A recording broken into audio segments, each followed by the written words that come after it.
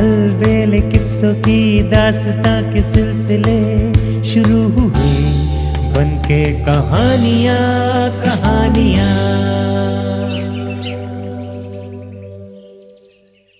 आइए सुनते हैं आज की कहानी, करम बड़ा या भाग्य। राजा विक्रमाजीत को सदा अपनी प्रजा की भलाई की चिंताएं सताए रहती। वे प्रजा के कष्टों को जानने के लिए रात को वेश बदल घूमते। एक बार वो सदा की भांति अपने भ्रमण पर निकले ही थे कि थोड़ी दूर पर उन्हें दो साधु मिले। एक साधु कह रहा था, जो लिखने वाले ने लिखा है वही होता है, परंतु दूसरा साधु कह रहा था, नहीं, कर्म के द्वारा वो लेख बदल भी सकता है। दोनों में इसी बात पर तू मैं होने लगी।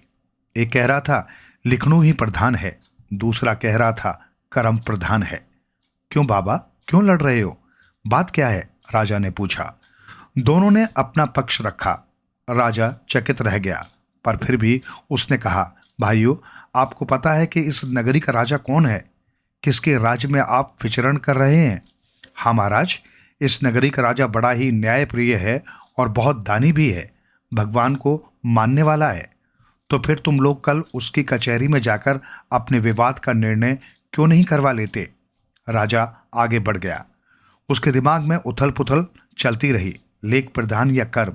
इसी सोच में पड़ा था कि उसने देखा गली के एक छोर में दीप जल रहा था और उस मकान से रोने की आवाज आ रही थी। राजा ने जाकर उस मकान का द्वार खटखटाया।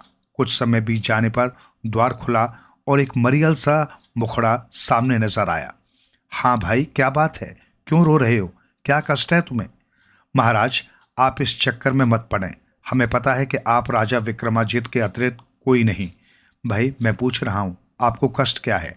राजा विक्रमाजीत ही नहीं, और भी कोई आपका सहायक हो सकता है। महाराज, अगर आप अवश्य जानना चाहते हैं तो आइए अंदर चलकर आपको सुनाता हूं अपनी कहानी। राजा घर के भीतर गया, उसे आसन देकर बिठा दिया। तब उसने अपनी कहानी सुनानी शुरू की। महाराज, हमारे यहाँ शादी के 20 वर्ष तक कोई संतान न हुई। हमने नाग देवता की पूजा शुरू की। एक रात को मुझे सपना हुआ। नाग ने पूछा, ब्राह्मण, तुम मांगो, क्या चाहते हो? मैंने कहा, महाराज, मैं संतानहीन हूं, कोई संतान नहीं है। मेरे यहाँ शास्त्रों में लिखा है कि मोक्ष प्राप्ति के लिए संतान के हाथ का पिंड अवश्य चाहिए। नाग देवता बोले, तुम्हारी किस्मत में संतान नहीं लिखी है, पर तुमने इतना कर्म किया है, इतनी साधना की, तो मैं तुम्हें वचन देता हूं कि तुम्हारे यहाँ संतान जरूर होगी और पुत्र रत्न होगा। परंतु 12 वर्ष पश्चात आधी रात के समय नाग के काटने से उसकी मृत्यु हो जाएगी। महाराज, मैं मान गया। 12 वर्ष तो 12 वर्ष ही सही, कम से कम मैं संतान तो अपने घर में देख लूं। नाग देवता अदृश्य हो गए। आज 12 वर्ष पूरे हो रहे हैं। मेरे इकलौते बच्चे को नाग दंश करेगा और वो मर जाएगा, इसलिए हम रो रहे हैं। सारी कहानी सुनकर राजा असमंजस में पड़ गया। सोच विचार कर थोड़ी देर बाद बोला, अच्छा कोई बात नहीं, तुम ऐसा करो कि दूध तथा पुष्प आदि का प्रबंध करो। महाराज, आप जो आदेश देंगे मैं उसका पालन करने के लिए तैयार हूं, किंतु देवता की बात अटल होती है, ये आप सोच लें। चिंता न करो, इसका परिणाम जो निकलेगा मैं उसको सहन करने के लिए तैयार हूं, राजा ने कहा। लड़के को कमरे में सुला दिया गया। मुख्य द्वार से लेकर अंदर तक पुष्प बिछा दिए गए और थोड़ी थोड़ी दूर पर दूध के कटोरे भर दिए गए। आधी रात के समय नाग देवता ने मुख्य द्वार से प्रवेश करना आरंभ किया। पुष्पों से सजा मार्ग, स्थान स्थान पर दूध आहार। नाग बालक के कमरे तक आते आते दयालु हो चुके थे। वे अपने मालिक नाग देवता का आदेश भूल चुके थे। क्या चाहते हो? मैं बहुत प्रसन्न हूं। नाग अपने स्वामी की आज्ञा का पालन भूलकर बोला, महाराज, अपने बालक का जीवन दान, बस, और हमें कुछ नहीं चाहिए। साथ वाले कमरे में गृह स्वामी की जोरदार आवाज नाग के कानों में पड़ी, ये आपने बहुत ही अनुचित मांग की है। इसका अर्थ यही है कि मैं अपने स्वामी की आज्ञा का पालन नहीं कर सकता, पर इसके लिए मुझे जो दंड भुगतना पड़े भुगत लूंगा, परंतु मैं इस बच्चे को जीवन दिए बिना नहीं जा सकता। इतना कहकर नाग धीरे धीरे मुख्य द्वार से बाहर चले गए और राजा तथा गृहस्वामी ने बालक के कमरे में प्रवेश किया। राजा ने कहा, आपका पुत्र स्वस्थ है, मेरा इतना ही काम था, आगे की बात आप मुझ पर छोड़ दें। गृहस्वामी का धन्यवाद देकर राजा उनके घर से निपटकर अपने महल में आकर सो गए। उन्होंने सोचा कि मैंने एक तो नेकी की है कि एक जीव को नाग का आहार होने से बचाया, दूसरा कल के मुकदमे का फैसला सुनाने के लिए मुझे प्रमाण मिल गया। राजा सो गया। रात के समय उसे एक सपना आया जिसमें नाग देवता उसे चुनौती दे गए। महाराज, आपने विधि लेख को कर्म योग से बदलने की कोशिश की है, ये अच्छा नहीं किया, इसके परिणाम ठीक नहीं निकलेंगे। राजा प्रातः उठा, अपने प्रातकालीन कार्यों से निर्वित होकर दरबार में जा बैठा। उसके दिल में रात की बीती बात तथा सपने की वार्ता दोनों एक साथ घूम रही थी। इससे पहले कि वो न्याय याचकों को बुलाए, उसके पेट में कुछ गड़बड़ का अंदेशा हुआ और उसने अपने मंत्री को आदेश दिया कि मैं थोड़ी देर में आता हूँ। वो गद्दी से उठा, शौच करने कचहरी प्रांगण से बाहर निकल गया। शौच से निर्वित होकर उसने जैसे ही गड़वी की ओर हाथ बढ़ाया, उसका हाथ गड़वी तक न पहुंच सका। अचानक एक पक्षी उड़ता हुआ आया और उसे वहां से उठाकर एक घने जंगल में जाकर छोड़ दिया। घना जंगल था जहां हर तरफ सांप ही सांप अटखेलियां कर रहे थे। कुछ क्षणों के लिए वो स्तब्ध रह गया। सांपों से बचने के लिए वो एक वृक्ष पर चढ़ गया। 1 दिन, 2 दिन, 4 दिन भूख की आग तो वृक्षों के फलों से शांत कर लेता, परंतु उसका अपना भविष्य तो अधर में था। इस बीच उसे कई बार आकाशवाणी हुई, राजा विधि का लेख प्रधान है, कर्म प्रधान नहीं। न्यायप्रिय राजा ने एक गांठ सी दिल में बांध ली थी, कर्म प्रधान है। मैंने कर्म योग से ही बालक की जान बचाई है। एक दिन जंगल में एक लकड़हारा आया। उसने देखा और कहा, अरे बुद्धू, तू ऊपर क्या कर रहा है? नीचे उतर, कुछ कर्म कर। यहाँ टंगे रहने से तुझे क्या मिलेगा? राजा वहां से उतरा और पेड़ से उतरकर लकड़हारे के पास आ गया और बोला, कहो महाराज, क्या आदेश है मेरे लिए? मैं हाजिर हूँ। लो, ये मेरा कुल्हाड़ा है, मैं काम करके बहुत थक गया हूँ। तुम भी लकड़ियाँ काटो और बेचकर रोटी कमाओ। मैं 1 गट्ठा बेचता था, अब 2 गट्ठे बेचा करेंगे और पहले से ज़्यादा पैसे कमाएंगे। भाई, कर्म ही तो प्रधान है। लकड़हारा बने राजा का अब ये धंधा ही बन गया। कभी कभी लकड़हारे की आज्ञा के बिना ही वो दूसरी जगह भी अपना गट्ठा बेच डालता, जबकि लकड़हारे की एक ही बनिया के साथ 60 गांठ थी।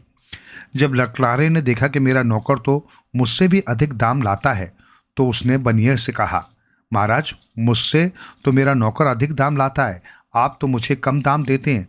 बनिया चालाक था। उसने लकड़हारे बने राजा के साथ 60 गांठ की और उसे अपने पास नौकर रख लिया। राजा विक्रमाजीत अब बनिए का नौकर था और उसी के पास रहने लगा। एक दिन उस नगर के राजा का भंडारी बनिए के साथ बातें कर रहा था कि हमारा राजा बड़ा उदास है, उसके पास मुकदमा आया है, उसका निर्णय देने के लिए उसे रात दिन परेशानी में काटने पड़ रहे हैं। ये बात नौकर विक्रमाजीत ने भी सुन ली। वो बोले, अरे भंडारी जी, वो क्या मुकदमा है जिसका निर्णय राजा नहीं दे पा रहे हैं? थोड़ा हमें भी तो पता चले, हो सकता है कि नगर के राजा की हम भी सहायता कर सकें। बनिया नाराज हुआ और बोला, तुम क्या जानो बड़े लोगों की, राजाओं की बातें? तुम्हें अपनी सीमा के अंदर रहना चाहिए। टके का नौकर लाखों के सपने लेता है। अपनी स्थिति देख, हमारी बात में बाधा मत डाल। मगर भंडारी ने यह बात राजा के मंत्री तक और मंत्री ने राजा तक पहुंचा दी। राजा के आदेश से बनिए के नौकर अर्थात राजा विक्रमाजीत को बुलाया गया। बनिए ने सोचा, मेरा तो काम ही बिगड़ गया, पता नहीं राजा कहीं मुझ पर ही क्रोधित न हो जाए। राजा विक्रमाजीत को राजभवन में लाया गया। नगर के राजा ने उसे पूछा, क्या तुम मेरी सहायता कर सकते हो ये निर्णय देने में? महाराज, मुझे पता तो चले कि आपके सम्मुख क्या समस्या है जिसने आपको परेशान कर रखा है और मुझ जैसे तुच्छ व्यक्ति को क्यों बुलाया है। देखो महाशय, हमने तुम्हारी प्रशंसा भंडारी से सुनी है, तभी तुम्हें यहाँ बुलाया है। विधि का लेख प्रधान है या कर्म प्रधान है, यही निर्णय देना है। क्या तुम मेरी सहायता कर सकते हो इसका निर्णय करने में? हाँ महाराज, ये तो एक साधारण सी बात है। आप फैसला दे सकते हैं कि कर्म प्रधान है, लेख प्रधान नहीं। इसका प्रमाण भी तो होना चाहिए। राजा ने कहा, प्रमाण के लिए सेवक हाजिर है। नौकर बोला। राजा की आज्ञा से वादी को बुलाया गया और निर्णय दे दिया गया कि कर्म प्रधान है, लेख प्रधान नहीं। अब इसके लिए प्रमाण की आवश्यकता थी। प्रमाण के रूप में राजा विक्रमाजीत यानी कि नौकर को बुलाया गया।